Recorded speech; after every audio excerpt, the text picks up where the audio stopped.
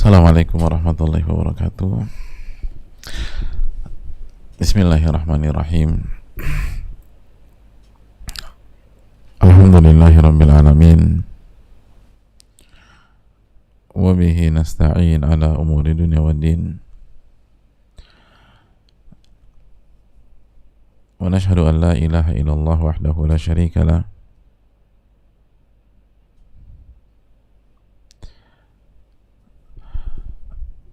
Wa ashhadu anna Muhammadan abduhu wa rasuluhu la nabiyya ba'dah.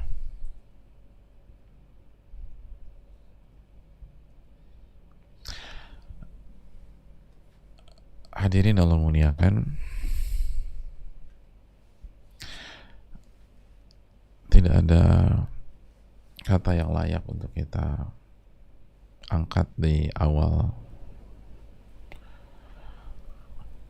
perjumpaan kita kali ini kecuali kalimat yang kita angkat untuk meminta pertolongan kepada Allah Subhanahu wa taala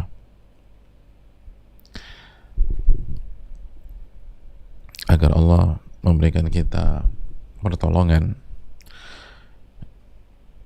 sehingga kita bisa belajar, bisa paham, dan bisa mengamalkan. Karena nggak mungkin kita bisa memahami dan mengamalkan kecuali pertolongan kepada Allah Subhanahu, kecuali dengan pertolongan kepada Allah Subhanahu wa taala.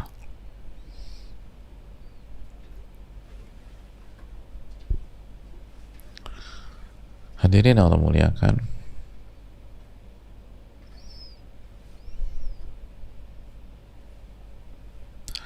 sebagaimana kita bersyukur kepada Allah Subhanahu wa taala atas segala nikmat yang Allah berikan kepada kita, nikmat yang tidak bisa kita hitung satu demi satu, nikmat yang senantiasa mengisi hari-hari kita seberat apapun.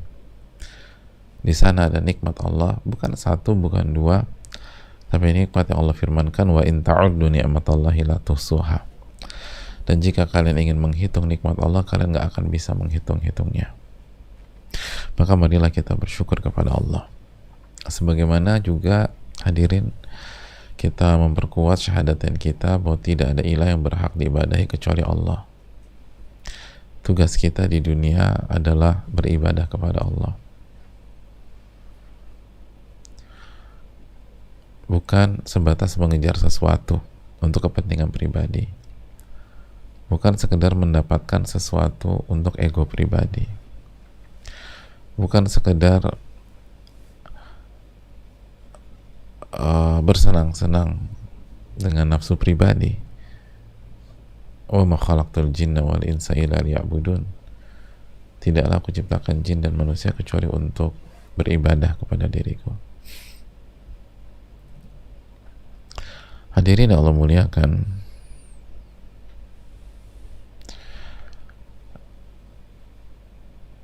hadirin Allah muliakan, bahwa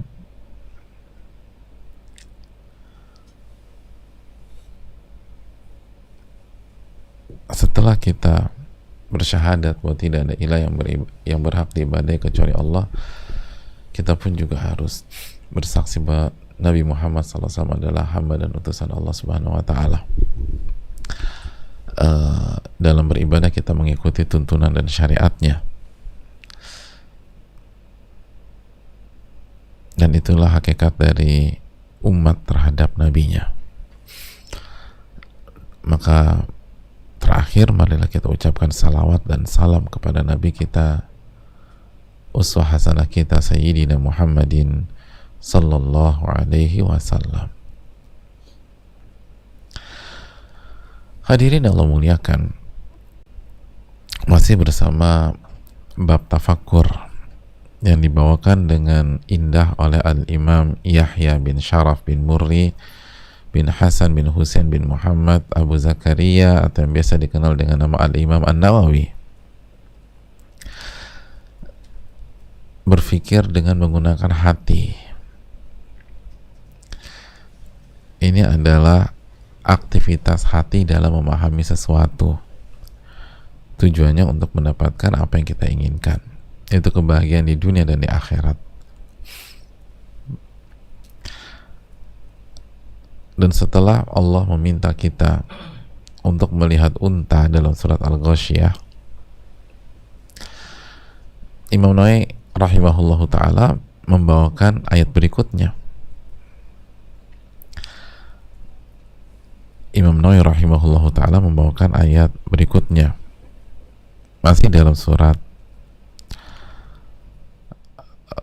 Al-Ghasyiyah.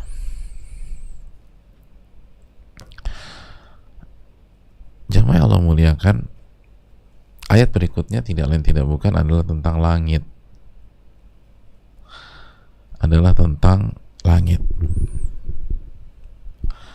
Bagaimana langit itu ditinggikan. Bagaimana langit itu ditinggikan. Wa ilas samai kaifa rufi'at. Apakah mereka tidak melihat langit? Bagaimana langit itu ditinggikan? Jadi bagaimana langit itu ditinggikan?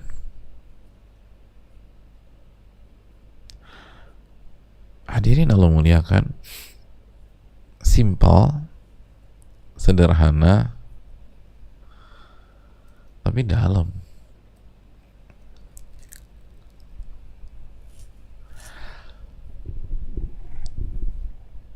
Jadi sebenarnya kalau kita ingin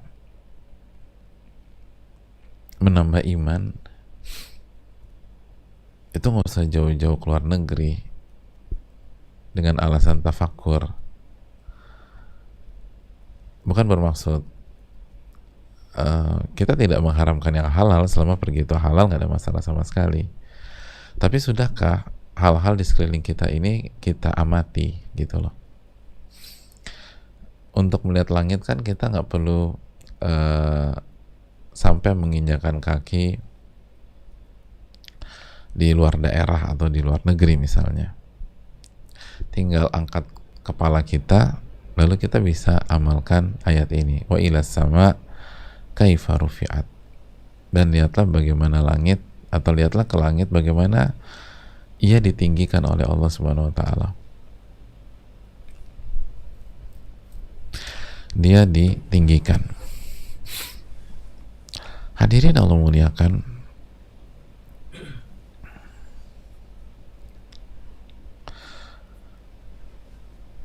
dan menariknya jamaah, kalau kita baca kitab-kitab tafsir, kembali pesan besarnya berkaitan dengan ayat-ayat sebelumnya. Ketika Allah menyiapkan untuk ahli neraka siksaan-siksaannya, dan Allah menciptakan untuk ahli surga nikmat-nikmatnya di surga.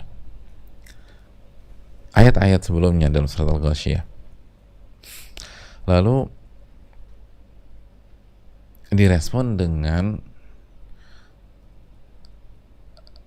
kekurang percayaan dari sebagian orang-orang kafir pada saat itu. Maka untuk merespon mereka, menjelaskan kepada mereka, Allah kata, afala yanzuruna ilal ibili kaifa khuliqat. Ya udah, lihat aja onta bagaimana ia diciptakan. Wa ilas samai kaifa rufi'at. Lihatlah langit bagaimana ia ditinggikan.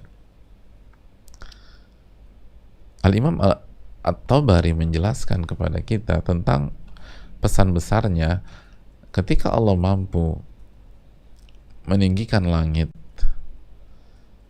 maka Allah yang memiliki kekuasaan dan kekuatan yang tidak bisa dikalahkan,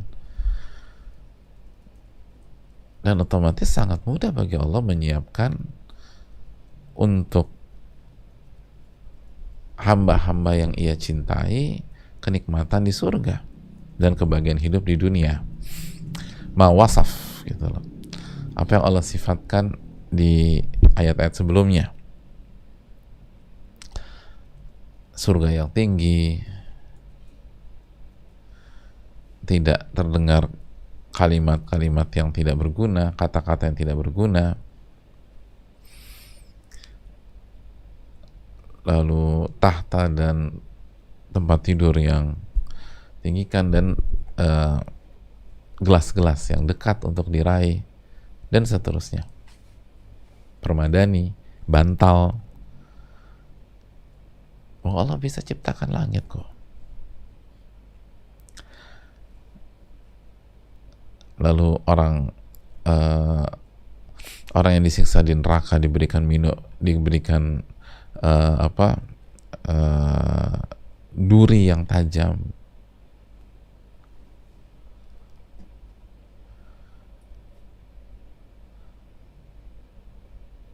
Air yang mendidih, dan lain sebagainya dalam bentuk siksaan-siksaan. Nggak ada yang sulit bagi Allah Subhanahu wa Ta'ala. Itu pesan besarnya.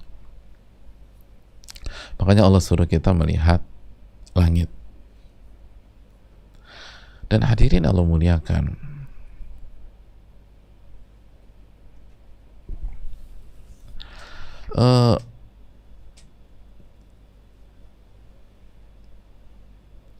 dan kita tahu bersama bahwa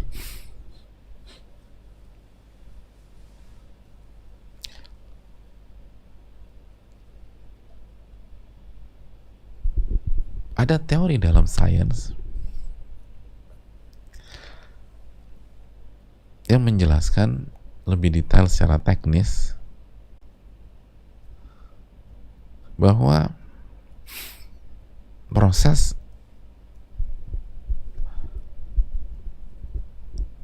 terbentuknya atmosfer itu start dari permukaan air di bumi. Jadi start dari bawah permukaan air di bumi,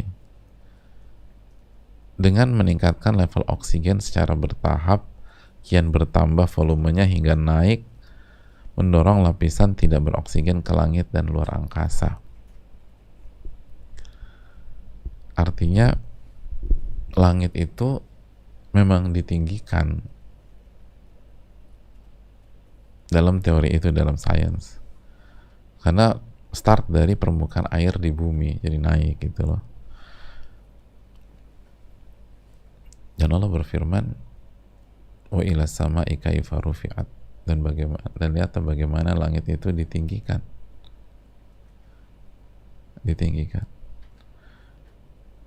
Dan tentu saja keyakinan kita jamaah sekalian bahwa kebenaran mutlak itu Al-Quran dan Sunnah. Teori manusia itu bukan dijadikan hakim untuk membenarkan Al-Quran dan Sunnah. Kalau semua teori nggak ada yang sesuai dengan sebuah firman Allah dalam Al-Quran, kita tetap yakin dengan firman Allah Subhanahu wa Ta'ala.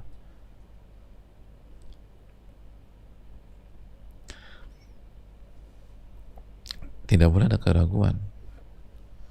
Tapi apa yang dicapai oleh manusia bisa digunakan untuk supporter tambahan, sebagaimana Nabi Ibrahim minta kepada Allah bagaimana menghidupkan yang mati. Lalu Allah bertanya, emangnya nggak beriman? Oh, beriman, kata Nabi Ibrahim. Walakin liyatma'inna qalbi. Tapi tujuannya adalah agar hatiku semakin tenang dan yakin. Gitu jemaah sekalian. Jadi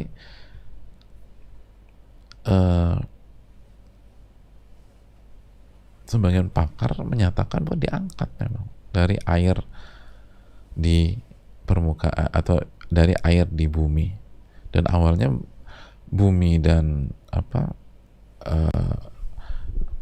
langit itu kan satu ya, dan langit ditinggikan itu berkaitan dengan fase awal-awal bumi.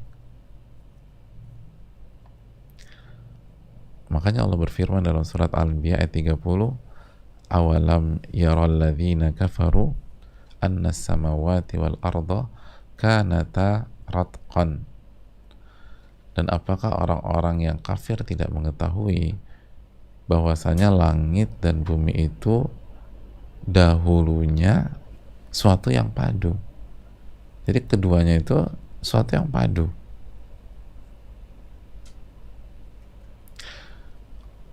Nah, kalau kita buka literatur sains kan kurang lebih 4.970 tahun yang lalu itu tata surya kita terdiri dari matahari, debris, gas, sisa ledakan dahsyat, dan bumi masih berupa batu yang beredar mengitari matahari.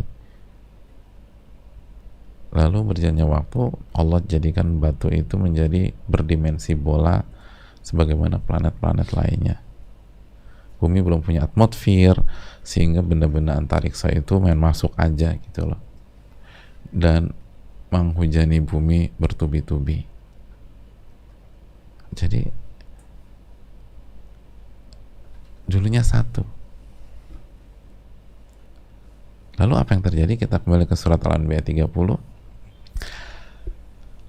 Wa ja'alna minal ma'i kulla syai'in hayy. Fafataqnahuma.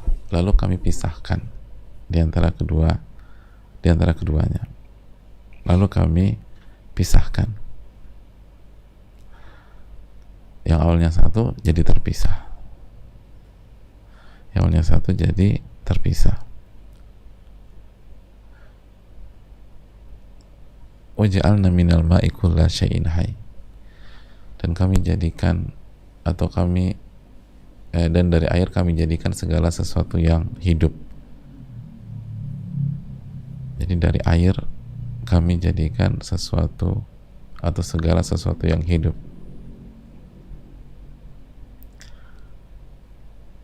Jadi hadirin Allah muliakan,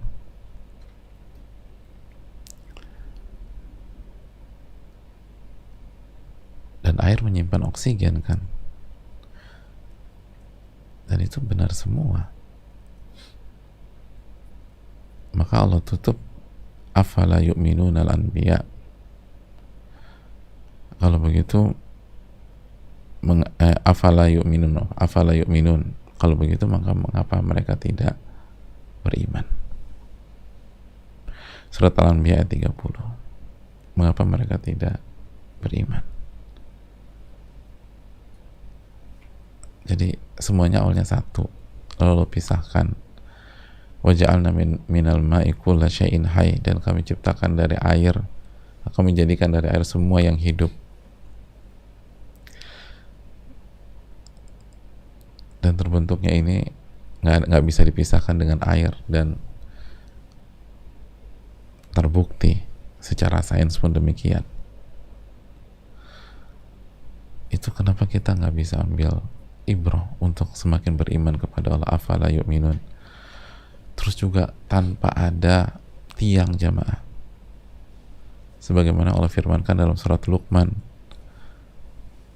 ayat 10. Surat Luqman ayat 10, Allah katakan, Allah menciptakan langit ini min ghairi amadin tarawnaha, khalaqas samawat bi ghairi amadin tarawnaha, wa alqa fil ardi rawasi an tamida bikum wa batha fiha min kulli dabbah wa anzalna minas samai ma'an fa ambatna fiha min kulli zawjin karim.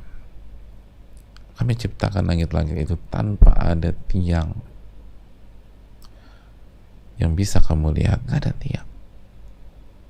Makanya salah satu tafsir wa ila samai kaifa rufi'at, lihatlah bagaimana langit itu ditinggikan tanpa tiang.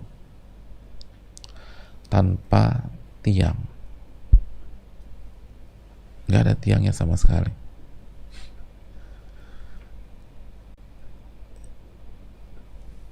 Coba tanya semua pakar konstruksi, teknik sipil dan seluruh insinyur, gimana cara buat atap tanpa tiang.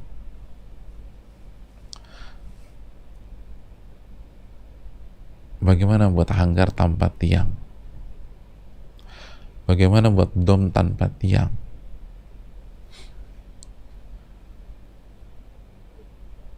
Atau nggak usah gubuk tanpa buat atap gubuk tanpa tiang.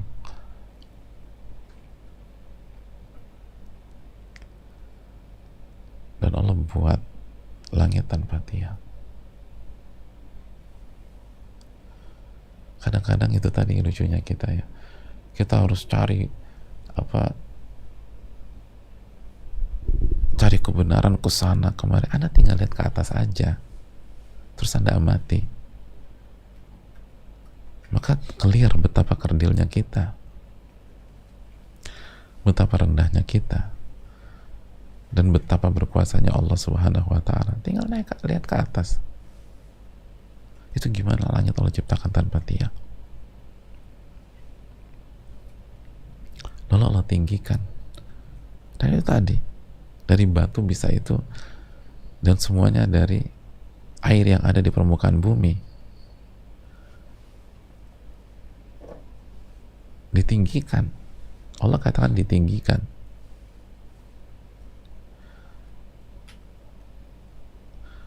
Lalu atap atau langit yang tanpa tiang itu multifungsi, diantara mencegah meteor, iya kan? Ya simpel kita nih, kenapa sih rumah kita ada atapnya itu, kenapa? Biar nggak kayak misbar gitu kan, daerah itu gerimis bubar gitu loh. Kalau ada badai terlindungi, mungkin orang nimpuk pakai batu aman gitu. Hadirin, kita tuh kebanyakan kufur nikmatnya. Itu kalau Allah Subhanahu wa taala tidak kasih langit kepada kita. Bisakah kita tidur tenang? Bisakah kita tidur tenang? Sedangkan benda-benda langit itu masuk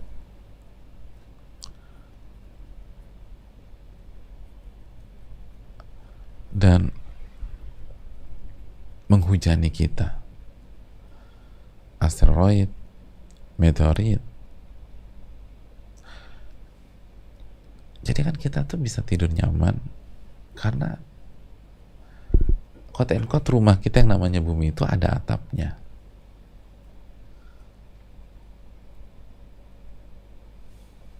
Alih-alih ibadah dipakai buat maksiat.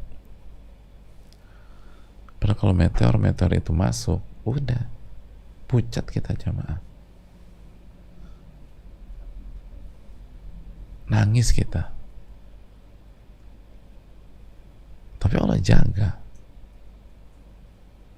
Allah jaga kita dari itu semua. Nah, tidakkah kemahakuasaan Allah Subhanahu wa taala itu membuat kita berpikir? Makanya kan tafakur, coba pikirin dong. Jamaah sekalian, ini tadi tentang unta, sekarang tentang langit. Itu dimasukkan Allah dalam surat apa? Dalam surat Al-Ghasyiyah. Surat Al-Ghasyiyah itu surat yang spesial. Surat yang dibawakan atau surat yang disunahkan untuk dibaca di momen-momen besar, di saat umat Islam berkumpul, di saat umat Islam bersama. Karena surat ini disunahkan untuk dibaca di rakaat kedua salat Jumat, di rakaat kedua salat Idul Fitri, di rakaat kedua salat Idul Adha. Dan itu momen-momen besar umat Islam. Salat Jumat adalah momen terbesar setiap pekan. Itu perkumpulan umat Islam terbesar ya pada salat Jumat setiap pekan. Idul Fitri adalah momen terbesar setiap tahun. Begitu juga Idul Adha. Dan yang disunahkan untuk dibaca adalah surat Al-Ghasyiyah. Dan dalam surat Al-Ghasyiyah ada sebuah ayat yang memberikan pesan besar, wa ilas sama'i kaifa rufi'at. Kenapa mereka nggak melihat langit? Bagaimana Allah tinggikan langit tersebut? Dan ayat ini kan jamaah sekalian simpel aja deh. Ayat ini kan diturunkan 15 abad yang lalu. untuk semua lapisan dan elemen masyarakat, termasuk yang tidak menempuh pendidikan formal, yang buta huruf dan seterusnya. Allah katakan, kenapa mereka nggak ngeliat langit sih? Jadi nggak perlu pakai instrumen, teori, sains apa yang dalam, yang detail dengan angka segala macam. Itu cukup ngeliat ke atas. Harusnya orang yang punya hati itu terenyuh. Kan ayat ini 15 abad yang lalu turun. Dan sains belum seperti sekarang.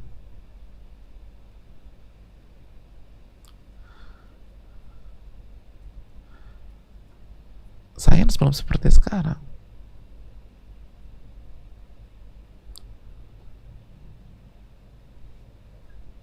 Belum ada teori bahwa setelah 500 juta tahun atmosfer terbentuk, permukaan bumi tersiram hujan hingga menjadi lebih dingin dan lebih padat, air pun mulai dapat tertampung di permukaan bumi dari genangan hingga meningkat volumenya menjadi bentuk yang lebih besar seperti danau hingga meluas samudra, lalu air tertampung di permukaan bumi ini menyimpan oksigen dan saat itu oksigen belum ada udara dan hanya air. Demikianlah langit bumi berwarna kuning karena diselimuti gas dengan metana dan amonia. Terus lanjut lagi, kondisi air bumi terdapat bakteri berwarna hijau kebiru-biruan. Terus organisme berukur mikro ini berperan penting membentuk oksigen saat itu. Nggak ada kan. Lalu level oksigen level di bumi semula 2% menjadi 21% seperti sekarang. Kan enggak. Lalu berangkat dari air, oksigen kian bertambah hingga perlahan menyingkirkan kabut metana yang semula menyelimuti bumi. Karena meningkatnya kadar oksigen, maka langit bumi berubah biru cerah. Emang ada teori begitu-begitu? Jadi hadirin Allah muliakan, gak ada teorinya dulu, gak ada. Tadi nggak ada teori Allah jadikan batu itu menjadi berdimensi bola sebagaimana planet-planet yang lain. Jadi bumi itu awalnya batu jadi bola, dan bumi belum punya atmosfer, lalu dihujani besi, emas, air dan lain-lain sebagainya. Jadi dulu tuh yang menghujani bumi kita tuh elemen besi, emas, air. Dan Allah berfirman dalam surat Al-Hadid 25, wa anzalnal hadida fihi ba'as, dan kami turunkan besi dan di dalamnya ada kekuatan. Kami turunkan besi, di dalamnya ada kekuatan. Dan waktu bumi belum ada atmosfer, itu benar-benar antariksa seperti asteroid dan meteorit, dan diantaranya besi itu turun menghujani bumi bertubi-tubi. Jadi hadir, dulu tuh belum ada teori-teori begitu, belum ada teori-teori itu.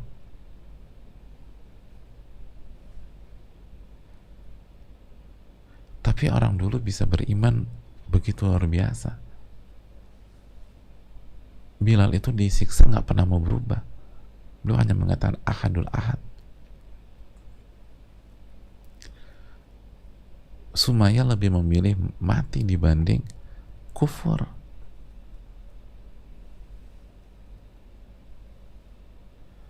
Nggak ada isu kemiskinan bisa mengganggu iman para sahabat dulu.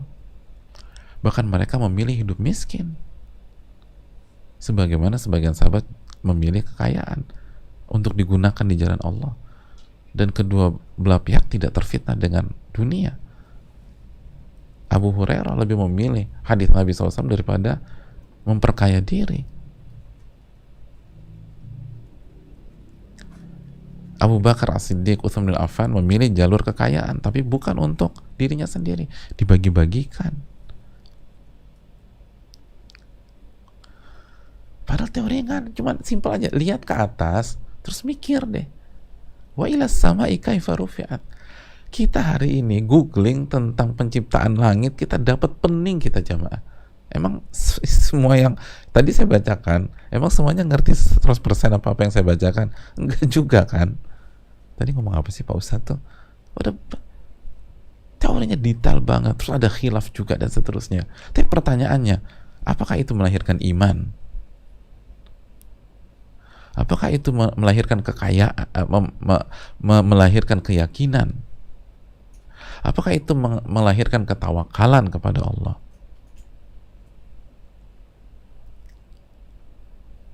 Apakah itu melahirkan keyakinan sebagaimana keyakinannya Abu Hurairah, keyakinannya Mus'ab bin Umair? Kalau mereka dulu nggak pakai teori apa-apa, mereka hanya lihat ke atas, ikutin perintah Allah, wa ila samai kaifa rufi'at. Lihat bagaimana langit, bagaimana ditinggikan. Cukup tuh. Cukup untuk memahami betapa kerdilnya manusia, betapa kecilnya manusia. Cukup untuk membuat hati ini beriman, kening ini bersujud, punggung ini dirukukkan. Kita udah bolak-balik traveling ke sana kemari ngeliat pemandangan yang indah, nggak cukup-cukup, subhanallah.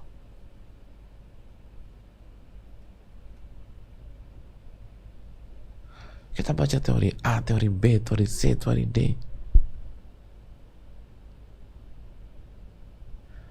Kita lihat bagaimana para ilmuwan memberikan teorinya. Bahkan ahli-ahli beriman jadi nggak percaya Allah, subhanallah. Kok bisa ke sana itu loh? Lalu apa yang salah? Ingat, ayat ini bukan pelajaran, kita baca ini di pelajaran tafakur atau di bab tafakur, bukan bab fisika, bukan bab mineral, bab tafakur. Poinnya tuh bukan itu, bukan data-data itu semua. Poinnya, apakah melihat langit itu bisa membuat kita semakin yakin sama Allah enggak?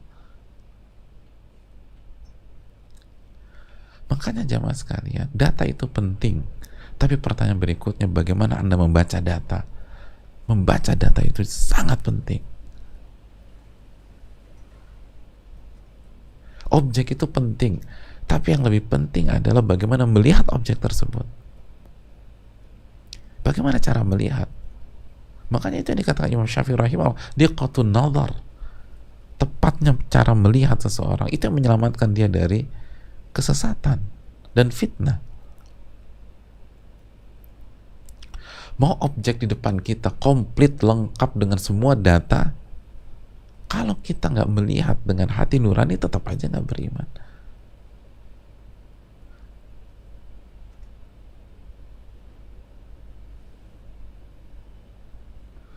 Makanya ayat ini diminta untuk dibacakan di setiap event-event penting. Salat Jumat, Idul Fitri, Idul Adha. Tapi berapa persen di antara kita setelah salat Jumat, salat Idul Fitri, salat Idul Adha, imannya bertambah kepada Allah Subhanahu wa taala? Atau setelah salat tuh keluar, kan salat kan di lapangan terbuka gitu ya, terus ngeliat langit gitu, terus terngiang-ngiang ucapan khotibnya, bacaan imam tadi, wa ilas samai kaifa rufi'at. Kan tinggal simpel duduk kan salat dulu tuh, habis salat kan khutbah, yaudah duduk lihat. Iya, saya kerdil ya. Kok langit aja bertasbih, saya nggak bertasbih sama Allah? Kita udah bacakan ayatnya kemarin. Semua langit dan bumi bertasbih. Kenapa saya nggak bertasbih? Langit itu takut sama Allah. Kenapa kita nggak takut?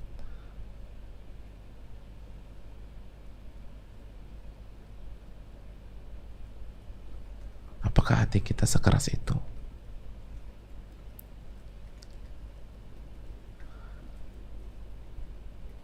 Kalau Allah mampu buat itu semua, apa susahnya Allah hancurkan kita detik ini?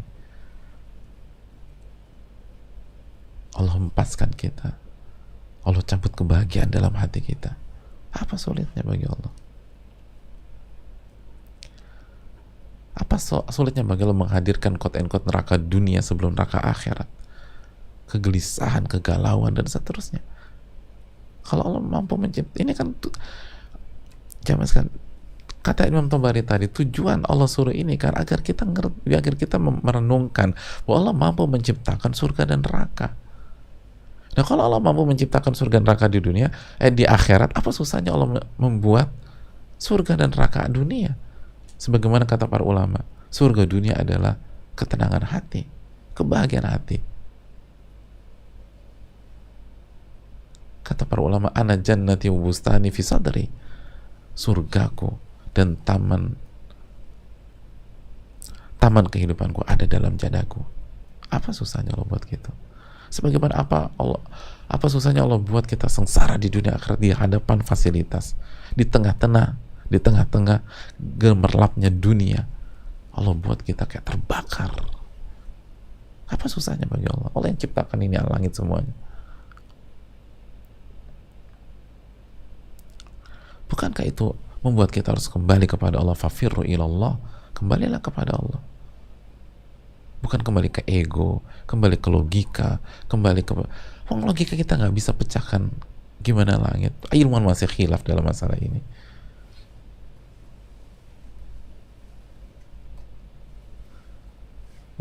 Salah satu teori yang kita bacakan aja mungkin belum tentu benar. Makanya kita tidak pastikan, kita cuma bilang ada salah satu teori begitu. Ilmuwan khilaf dalam masalah bagaimana awal penciptaan, awalnya hancur, semua ada khilaf. Bukankah fungsi ini ada tentang iman? Kita akan mati kok. Kita akan mati. Lalu apa yang menyelamatkan kita kalau bukan iman kita?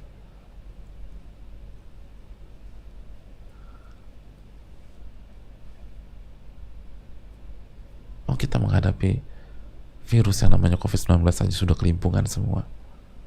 Illa man rahimah rabbuk, kecuali yang dirahmati oleh Allah. Gimana bicara langit? Lalu itu, tapi walaupun demikian gak balik-balik sama Allah, gak kembali kepada Rabbul Alamin. Ini semua pesannya tentang kudratullah jamaah, kudratullah, bukan tentang data semata.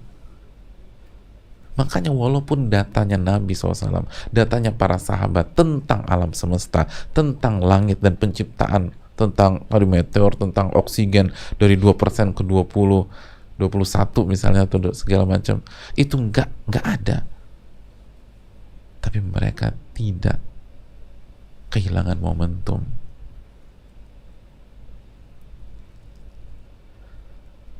Karena intinya adalah keyakinan terhadap kemampuan Allah, bukan permainan data.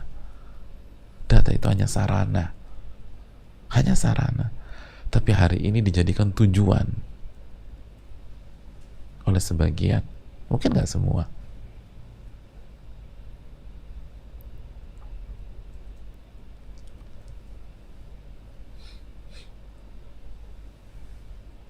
Kemampuan Allah, ini poinnya, kemampuan Allah. Allah mampu segala sesuatu. Allah mampu menghempaskan kita dan Allah mampu memberikan kita kenikmatan.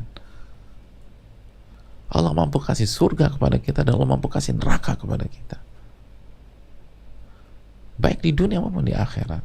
Itu poinnya jamaah. Maka nggak ada solusi kecuali kembali kepada, nggak ada ruang untuk memberontak. Terkesan aku, tapi lihat Firaun, hancur. Ada yang lebih hebat dari Firaun sekarang? Hancur. Semua ikon kezaliman hancur.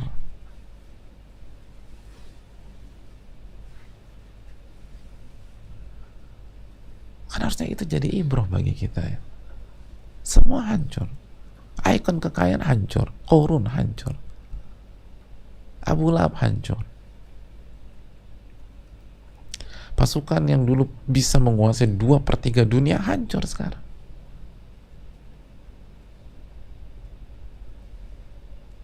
Lalu kenapa ambisi kita untuk menaklukkan dunia dan seterusnya? Wong yang 20/3 dunia aja hancur kok, udah selesai. Kenapa kita nggak berpikir lebih lanjut, beriman kepada Allah? Kenapa fokus kita gimana jadi orang kaya? Lo ikon kekayaan hancur jamaah, meninggal. Terus apa artinya? Kenapa fokus kita ke kekuasaan? Wah, ikon kekuasaan hancur, Fir'aun. Kenapa nggak itu semua nggak kita jadikan sarana untuk menghamba kepada Allah?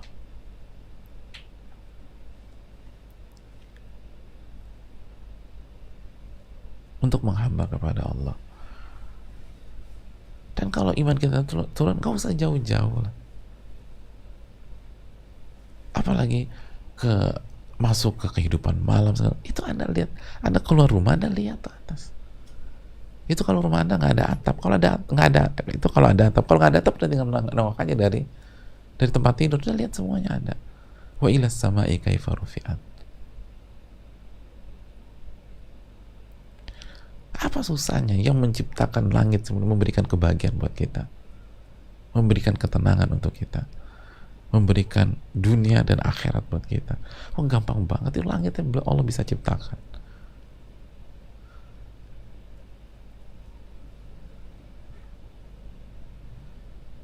Dan itu tafakurlah dengan hati, bukan dengan kepala dan seterusnya. Kalau dengan kepala dan data, harusnya yang lebih beriman kepada Allah orang zaman sekarang dibanding Nabi dan para sahabat. Kenapa? Karena data lebih komplit hari ini, teori lebih kompleks hari ini, dan visualisasi langit lebih kuat. Lapisan-lapisannya bisa dijabarkan dan bisa dideskripsikan. Tapi kenapa mereka yang lebih beriman daripada kita?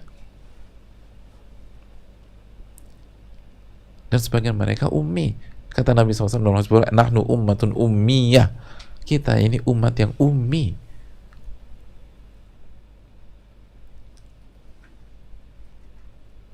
Ummi itu ada dua makna kurang lebih. Setidaknya ada dua makna. Yang pertama, ummi itu artinya kami umat yang menilai sesuatu, yang melihat sesuatu secara zohir, penampakan. Makanya masuk satu Ramadan dan Idul Fitri hilal kan ngelihat, oh ada hilal gitu. Dzulhijjah hilal. Kita ngelihat, kita tuh umat yang untuk segala untuk ibadah dan untuk ibadah dan amal soleh itu ngelihat secara umum, ngelihat yang nampak. Jadi ummi itu ngelihat yang nampak aja, langit itu ngelihat yang nampak. Oh, tinggal nengok, oh itu langit. Itu udah cukup bagi orang beriman, hatinya bergetar. Yang awalnya malas sholat duha jadi semangat sholat duha, udah cukup tinggal lihat aja. Harusnya tuh demikian. Yang hari ini, aduh gue malas banget baca Quran, terus dia keluar halamannya, dia lihat ke langit. Lo ingat firman Allah, wa ilas sama'i kaifa rufi'at. Iya ya,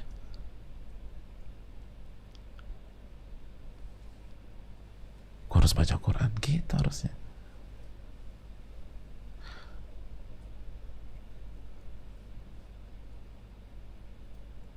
Itu harusnya udah cukup.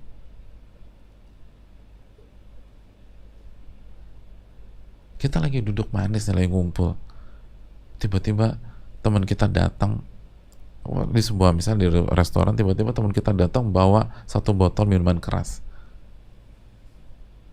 terus kita digojlokin, ayo minum bro, minum. Oh, kita udah maju mundur, udah akhirnya dari awalnya nggak mau jadi 50-50. Itu masih 50. Sebentar, kasih gue waktu, keluar restoran, ngeliat ke langit. Itu harusnya udah cukup. Enggak, gue pergi. Itu tuh kalau itu, subhanallah ya. Kan itu poinnya. Wa ilas sama'i kaifa rufi'at. Udah cukup. Keluar tuh ngeliat langit. Ya Allah ciptakan ini semua. Apa susahnya Allah hancurkan saya malam ini? Apa susahnya Allah adab saya kalau saya minum hari ini? Apa susahnya Allah adab saya di api neraka kalau saya gara-gara saya minum malam ini? Saya nggak konsekuen dengan hijrah saya. Udah gue pulang deh, pulang. Nggak pakai data segala macam, enggak. Pulang udah. Cuman ngeliat, wa ilas sama'i kaifa rufi'at. Itu ummatun ummiyah dalam hadis Bukhari itu. Salah satu maknanya. Kita tuh umat yang cukup ngeliat penampakan. Karena itu tadi kan turun Allah itu menurunkan Al-Quran dan semuanya untuk seluruh kalangan, bukan hanya untuk ilmuwan dan saintis aja, untuk semua kalangan, untuk sosiolog, untuk tukang gado-gado, untuk tukang pecel, untuk tukang gorengan, untuk tukang nasi uduk, untuk tukang nasi goreng, untuk semuanya. Dan itu pekerjaan tadi tuh mulia semua, tapi kan dia bukan peneliti alam semesta, itu poinnya. Untuk pegawai, untuk PNS, untuk pengusaha, untuk semuanya.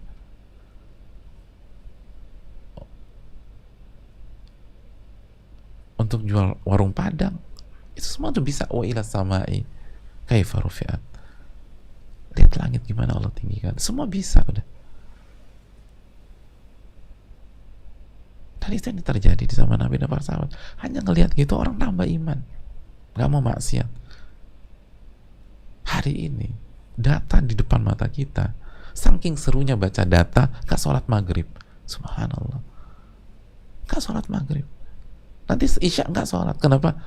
Kita lagi sibuk meneliti nih, meneliti langit, lagi seru-serunya.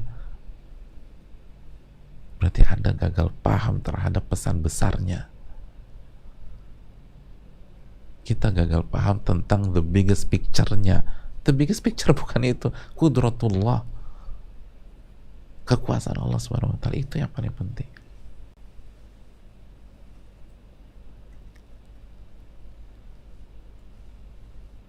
Kalau yang dituntut itu data segala macam, Al-Quran diturunkan hari ini. Kenapa di saat itu? Padahal nggak ada data sama sekali. Cukup melihat dan iman bertambah. Dan bukan berarti kita meremehkan data, enggak. Makanya seharusnya ya, semakin kuat datanya kan semakin yakin kita. Tapi kenapa itu nggak terjadi di sebagian pihak, kecuali yang dirahmati oleh Allah? Itu tadi, sudahkah kita melibatkan hati kita? Tafakur itu aktivitas hati, jamaah, bukan kepala. Hati. Anda lihat dari mata hati lah.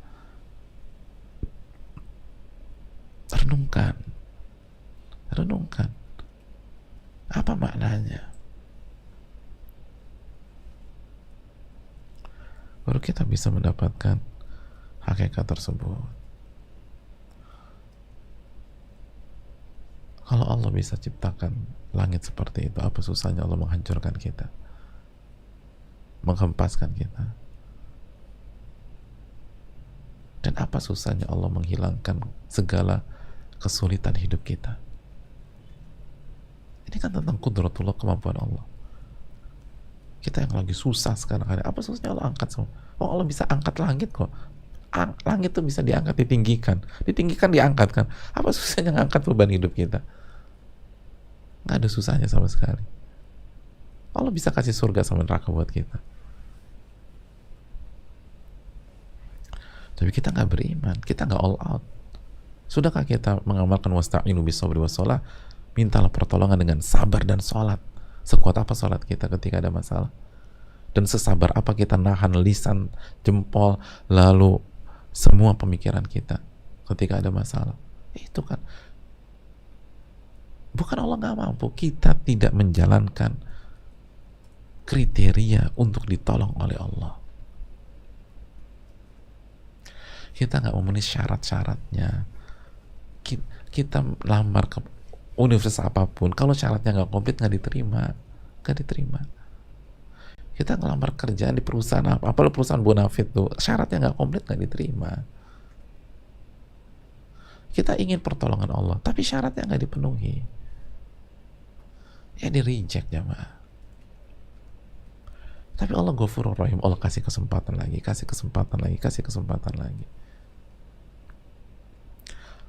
Wallahu ta'ala alam bisawab. Sekali lagi, rufi'at wa ila samai kaifa.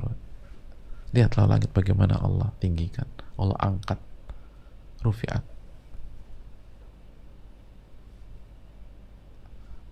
Apa susahnya Allah angkat semua beban hidup kita, semua masalah-masalah kita?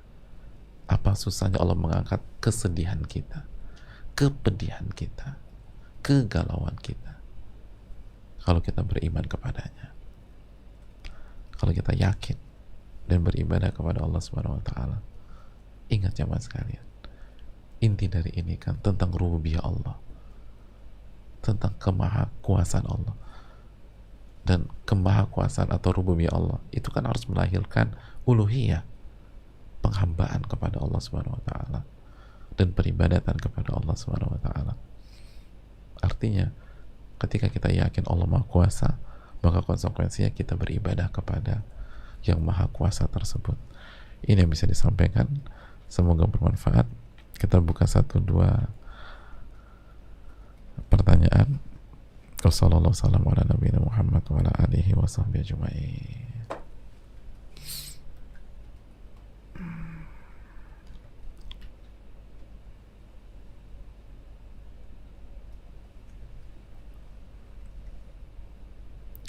Assalamualaikum warahmatullahi wabarakatuh. Ustadz, semoga Ustadz bersama tim jamaah semua selalu diberkahi Allah Subhanahu wa taala, berikut juga seluruh umat muslim di dunia, amin ya rabbal alamin. Ustadz, apakah boleh jika kita bertafakur kemudian kita memikirkan satu urusan itu ada hikmah Allah di dalamnya dan kita menebak-nebak apa hikmah Allah tersebut, lalu kita meyakini hikmah yang kita tebak itu, misalnya mikir kenapa belum dapat jodoh juga, itu hikmahnya karena Allah mau mengajarkan ilmu rumah tangga dulu dengan cara hubungan sosial dengan rekan kerja yang ikhwan misalnya, karena sebelumnya kita nggak bisa hubungan baik dengan ikhwan.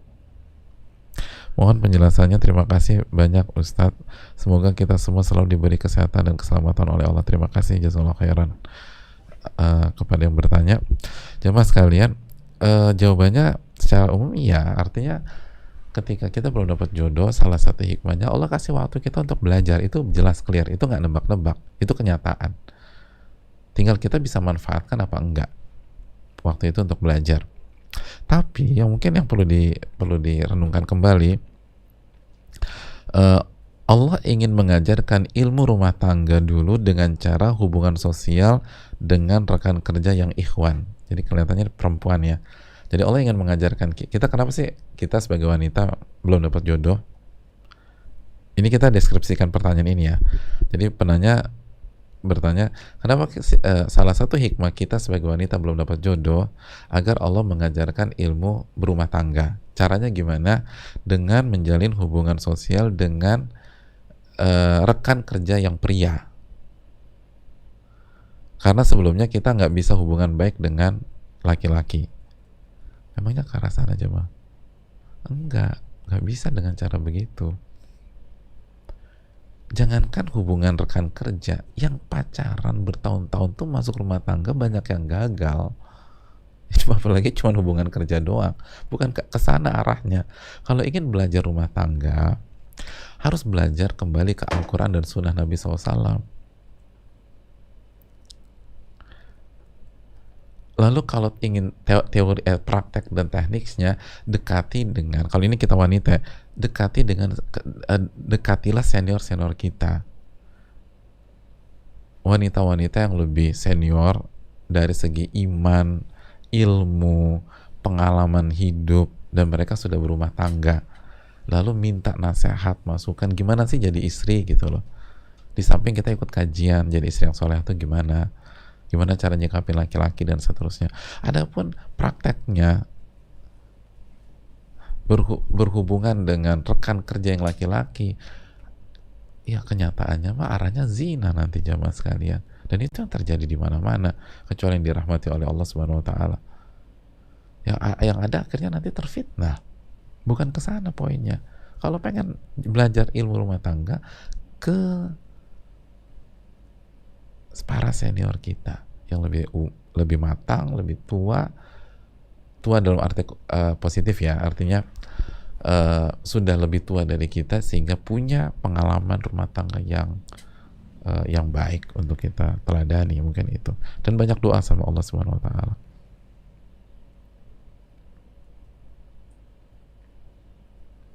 Assalamualaikum warahmatullahi wabarakatuh. Waalaikumsalam warahmatullahi wabarakatuh. Ustadz, saat mendapat musibah karena yakin sebagai ketetapan Allah, maka yakin pula akan pula mendapatkan hikmah. Apakah saat yakin akan mendapatkan hikmah, seseorang justru akan mendapatkan anugerah?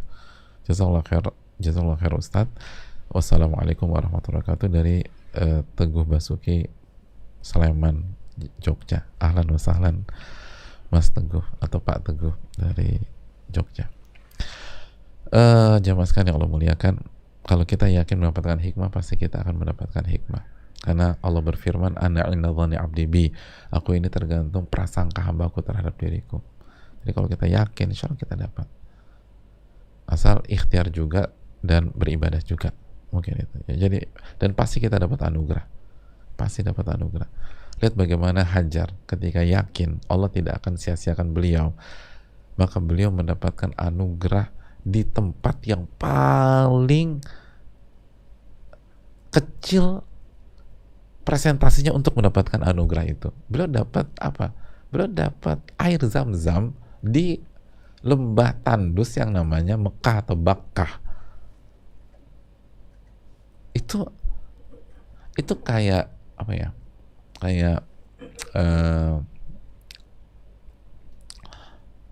ya kayak turun salju di Jakarta mungkin.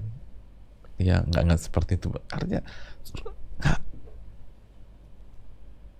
mata air di Mekah, orang tuh mana mungkin, tapi dapat tuh, yakin sama Allah. Tentu saja kita nggak mungkin bisa sampai makom seperti itu ya, tapi jangan pernah meremehkan kemampuan Allah dalam menolong dan memberikan anugerah kepada kita. Wallahu ta'ala bishawab.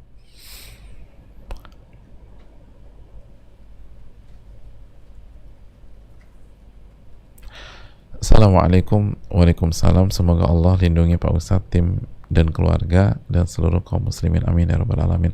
Tafakur ini berarti tidak putus setiap saat ya. Bagaimana untuk mengendalikan pikiran selalu terfikir dunia? Ya, terima kasih.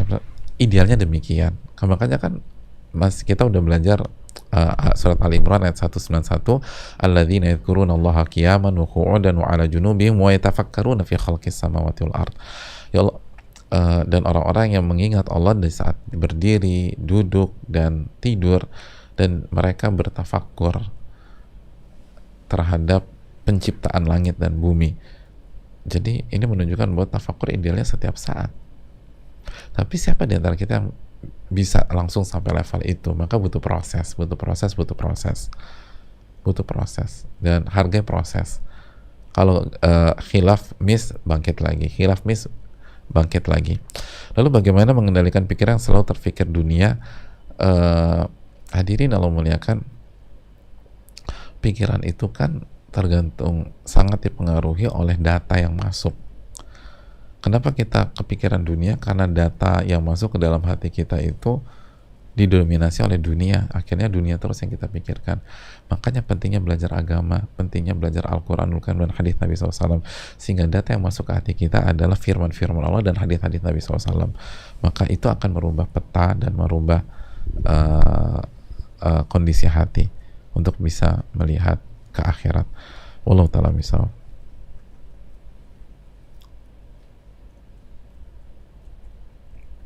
Assalamualaikum. Waalaikumsalam. Semoga Allah merahmati Al-Imam Nawawi, amin ya rabbal alamin, guru beliau, ustadz, keluarga, tim, dan seluruh kaum muslimin, amin ya rabbal alamin. Izin bertanya Ustadz, apakah tafakur ini bisa diterapkan kepada anak dari usia balita seperti yang Rasulullah SAW tanamkan pada diri Abdullah bin Abbas dalam muraqabatullah? Mohon penjelasannya Ustadz. Jazakallahu khairan, barakallahu fikum, barakallah. Hadirin Allah muliakan, bisa diterapkan kepada anak dari usia balita dengan maksud kita harus mulai memasukkan data-data tentang iman, tentang ketakwaan, dan tentang Allah yang paling penting ke dalam hati anak, mulai dari awal gitu. Banyak bicara, bercerita, menanamkan iman, terus kenalkan Allah Subhanahu wa ta'ala kepada mereka. Tapi ini butuh proses, ya nggak bisa langsung, pelan-pelan. Cuman kita sebagai orang tua males gitu loh. Makanya kenapa anak-anak banyak pegang gadget sebelum masa pandemi, karena salah satunya orang tuanya males bicara sama anaknya sendiri. Orang tuanya males bercerita tentang Allah kepada anaknya sendiri. Gitu ya Pak. Wallahu ta'ala bishawab.